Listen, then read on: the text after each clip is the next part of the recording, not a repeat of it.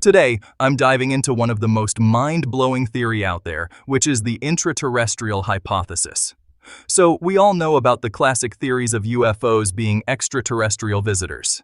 But what if I told you there's a theory suggesting that these UFOs might not be from outer space, but from right beneath our feet? Where are they? When a society virtualizes, the choice of location is a high-stakes decision. Relocating the society, once virtualized, should be presumed to be hard or impossible. There is no guarantee members of the society will retain the ability to organize and survive transit to a new location in physical reality. As such, a location must be chosen which can be safe and stable for the long haul.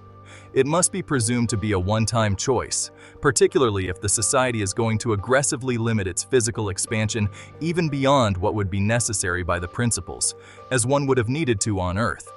It also must be suitable for a large population to be located together to maintain low communication latencies between one another.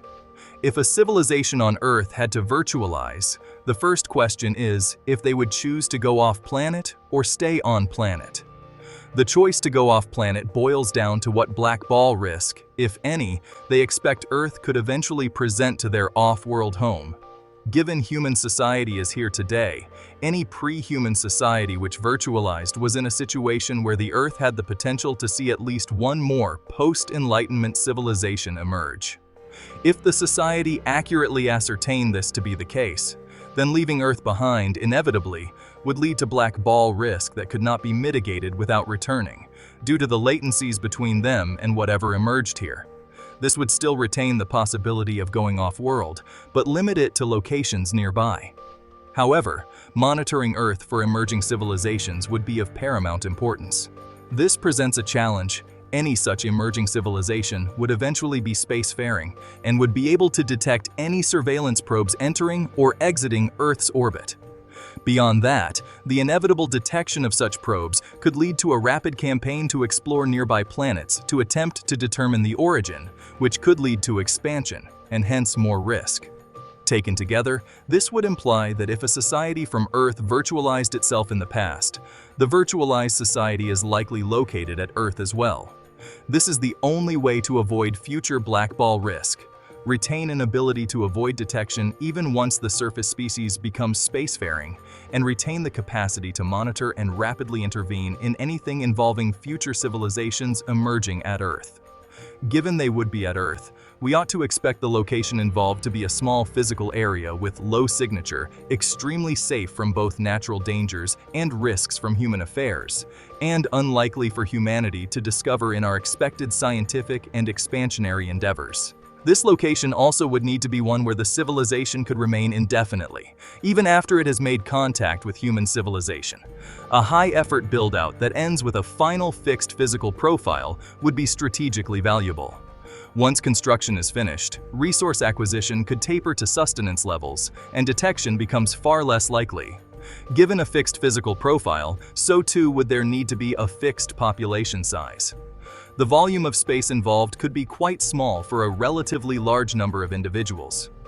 For reference, a single cubic mile could fit all of today's humans stacked on top of each other, with a reasonable amount of spacing, and with 20% of the space left over for everything else the society needs to survive. Consider a virtualized society of 10 to 100 million individuals in a single physical volume embedded inside of the Earth's crust. This volume could be columnar, ensuring a very small cross-section with the surface, further reducing the risk of detection. Geothermal heat can be used for energy. If embedded under the ground under the ocean, access to deep water would be possible with minimal detection, which would help with cooling, possible fusion power plants, and life support. Such a location would also be well shielded from a wide variety of cosmological threats over the long haul, such as solar flares, asteroids, or even nearby supernovas. And of course, a well-chosen location could be well outside of the reach of all but the most advanced civilizations on the surface, and even then, once they develop far enough, outside of their interests of exploration. If placed well, a virtualized civilization could situate itself where the surface species wouldn't merely need to be extremely advanced, but also have determined it needed to actively search for such a virtualized civilization underground to have hopes of finding it. If the surface species were to never imagine such a subterranean society existed, they'd never dedicate enough resources to find it. Thus, if a society on Earth virtualized before the human society, the most likely place to look would be deep in the crust, under the ocean, in a relatively small void that can access the ocean, but whose primary volume is located far deeper than human civilization would ever choose to look, to extract resources or explore scientifically. Under this hypothesis, it would be no surprise to find that UAPs are not coming in from space, but up out of the oceans. What are they doing? If an intraterrestrial civilization exists on Earth, they have two ongoing concerns: maintaining their own civilization and de-risking ours. Given their society is virtualized, their day-to-day activities would largely take place within simulated environments, and their culture would have already been shaped by avatarism. However, given the risk humans present to them as we expand our technological capabilities, the intraterrestrials would need a sizable physical presence on the surface to monitor us and prevent our expansion. They would likely employ remote surveillance probes and scientific expeditions to keep track of our technological progress and social development. Such probes are an obvious explanation for UAPs. This monitoring would be crucial for assessing the potential emergence of black balls and other risks. The propulsion systems of UAPs may provide further evidence of their terrestrial origins. Many reports of UAP sightings describe craft that appear to ionize the surrounding atmosphere, creating a distinctive blue glow. This phenomenon could potentially be explained by the use of electrohydrodynamic propulsion, a technology that relies on the magnetic manipulation of ionized air to create thrust. Such a propulsion system would be useless in the vacuum of space and would suggest that the intraterrestrials' craft are designed for operation on our planet, not space. The allegations of crashes and recovery of humanoid bodies from craft such as those by Mr. Grush would also be consistent with a sibling species here on Earth, working through the engineering failures of their propulsion technology, not yet fully hardened against novel technologies deployed by humans such as nuclear weapons tests. Given the inevitability of the human species coming across evidence of intraterrestrial activity, the intraterrestrials would also seek to engage in a large-scale disinformation campaign to minimize the risk that human civilization would accurately determine their true nature and seek out their location underground. Given their inability to relocate, premature discovery of where they reside would be catastrophic. The best possible disinformation campaign would be one which persuades humans that their origins are not down under the ground at all, but the exact opposite, that they are extraterrestrials from outer space. If such a disinformation campaign were underway, a critical part of it would be to give individual humans undeniable experiences of extraterrestrial visitation. By doing so, the mythology of an extraterrestrial origin would take root in human society for all intraterrestrial activity, deterring theorizing which could motivate a search underground. Using AR and VR technology to fool the senses, it would be relatively easy to convince physically drugged and abducted humans that they are on vast spaceships with a variety of bizarre alien species, such as large mantids and reptilians, among which they can experience telepathy. Many abduction stories include the detail that the abductee never experiences boarding the ship, but are in bed and then wake up inside the ship.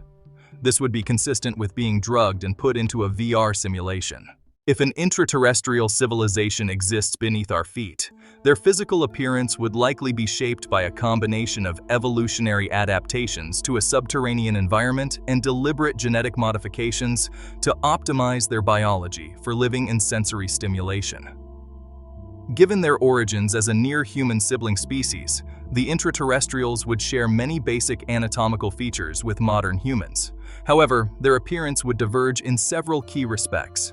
Due to the lack of exposure to sunlight in their subterranean habitat, as well as reduced oxygenated respiration, the intraterrestrials would likely have over time developed pale, translucent, or gray skin. This adaptation would help them thrive in environments with minimal light and oxygen.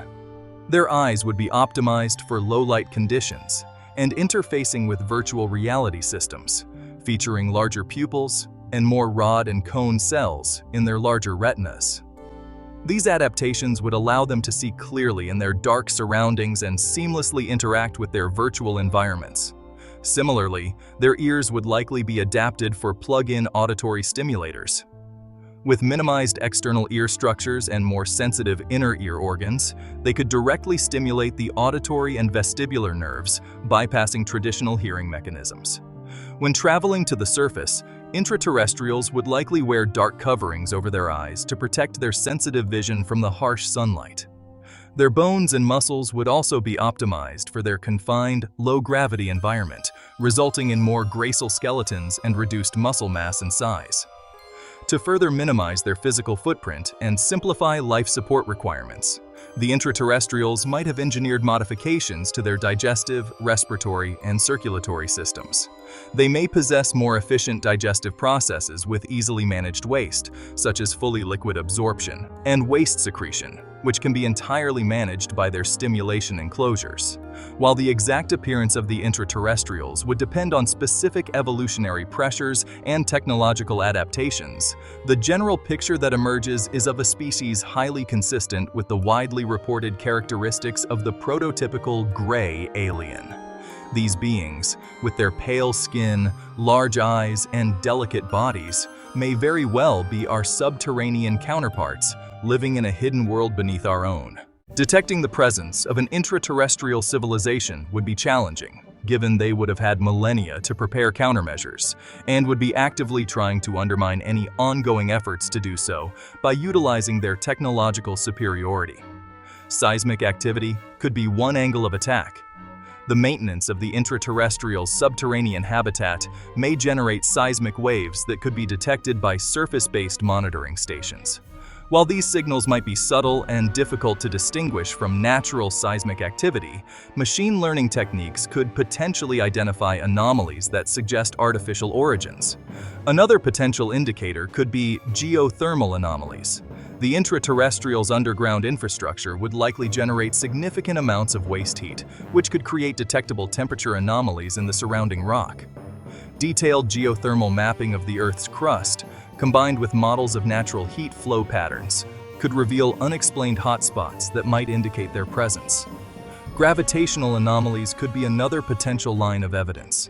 The presence of large underground structures and concentrations of mass associated with the intraterrestrial's habitat could create subtle gravitational anomalies that might be detectable by surface-based or orbital gravity surveys. Advanced satellite imagery and ground-penetrating radar could also play a crucial role in uncovering their hidden world. By analyzing subsurface structures and identifying irregularities that deviate from natural formations, we might be able to pinpoint areas of interest that warrant further investigation. What is their plan? The intraterrestrials' long-term strategy would likely be centered on managing risk. Their primary objective would be to ensure the long-term survival and stability of their own civilization by maintaining internal cohesion and monitoring human progress. If they did not choose to eradicate surface humans, their long-term plans might involve revealing their existence and establishing formal contact, given the unsustainable trajectory of unbounded technological human development on the surface. This plan could involve gradually acclimating humans to the idea of an advanced subterranean species through controlled leaks, anonymous communications, or staged events. They might also identify and cultivate relationships with key individuals or institutions that could serve as intermediaries or advocates for the intraterrestrials' agenda. The intraterrestrials' plan would likely be complex and dynamic, subject to adaptation as circumstances change. If the hypothesis is correct, it shouldn't surprise us that our ability to observe UAPs and gather potential evidence of their presence diminishes in response to our own technological advancements. For example, the widespread adoption of cell phone cameras not leading to a surge of UAP reports could merely be a function of a tactical shift to avoid detection. Facilitating unification would need to be the ultimate goal of the intraterrestrials' plan, so human society could be brought into the fold and the risks it presents neutralized. Ultimately, such unification may not lead to desirable outcomes for humanity, given it will be full of compromises with a species we share a planet with. Such a transformative and unsettling event on the horizon would more than warrant an extensive cover-up by the government to defer the public's awareness of the situation as long as possible. The question remains, are we prepared for such a revelation? Where's the evidence? Evidence for the presence of a subterranean virtualized society is inconclusive, but there are many signals that can motivate action towards a more dedicated search. First, there is the UFO phenomenon itself, which spans back centuries and aligns well with the hypothesis for all the reasons mentioned above. Second, there are varying bodies of archaeological evidence which suggest prior mass migrations and calamities befalling ancient hominid societies, some of which we know now were capable of building underground cities, and had technologies such as primitive writing going back more than 100,000 years. Third, many religious myths and histories tell stories of flooding events and fallen advanced civilizations, such as the story of Atlantis. The hypothesis would imply there is a thread of truth to these stories. Of course, the evidence of a past industrialized society by non-sapiens is weak at best, but the intraterrestrial hypothesis implies such a civilization would have spent a long period, perhaps thousands of years, removing any trace of their technological advancement from the surface, helped along by time and decay. The intraterrestrial hypothesis puts forward the question, what if we are not the first technological species on our planet? Conditional on the three principles, if that is the case, we ought to expect a sibling society of ours to have already virtualized itself deep underground, here on Earth. Such a species, if they share a recent ancestor with us, would likely appear exactly the way gray aliens appear. Many who encounter them would interpret these species to be humans from the future, because they would, in fact, be genetic cousins of ours who are simply ahead of us in knowledge and technology. Such a species would also likely be running a disinformation campaign, convincing us they are extraterrestrial. They would be observing us with probes which can travel in our atmosphere and would be having direct encounters to seed the disinformation campaign and monitor our development.